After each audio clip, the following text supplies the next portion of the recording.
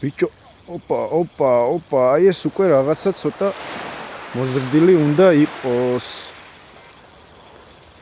აი, კარგად, შვიდად ნაპირთან შემოვიდა. შეიძლება 2 იყოს.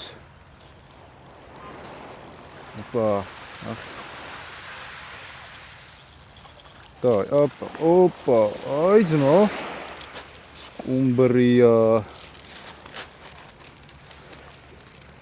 ახი როგორი მოპუტკუჩებული არის. მას გადავუღებ უიჭველი.